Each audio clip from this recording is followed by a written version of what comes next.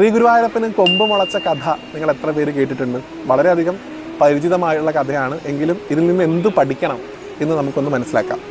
ഒരിക്കൽ മേൽപ്പത്തൂർ നാരായണ ഭട്ടതിരിക്ക് ഭഗവാന്റെ നേരിട്ടുള്ള ദർശനം ഉണ്ടായി എന്നാണ്. ഒരു ഉണ്ണിയായിട്ട് ഗുരുവായൂരപ്പൻ അദ്ദേഹത്തിന് ദർശനം നൽകി നാരായണനെ എഴുതി സമർപ്പിച്ച സമയത്ത്. ഇത് മനസ്സിലാക്കിയ പൂന്താനം ഗുരുവായൂരപ്പനെ കണ്ടാൽ എങ്ങനെ ഇരിക്കും എന്നുള്ള ജിജ്ഞാസയോടുകൂടി മേൽപ്പത്തൂരിനോട് പോയി ചോദിച്ചു എന്നാണ്. പൂന്താനത്തിൻ്റെ ഭക്തിയിലും തന്നെ വിശ്വാസമില്ലായിരുന്ന മേൽപ്പത്തൂർ അദ്ദേഹത്തെ കളിയാക്കിക്കൊണ്ട് ഭഗവാനെ കാണാൻ ഒരു ചട്ടി എരുമയുടേത് പോലെയാണ്, വലിയ കൊമ്പൊക്കെയുള്ള ഒരു എരുമയാണ് ഭഗവാൻ എന്ന് പറഞ്ഞു എന്നാണ്.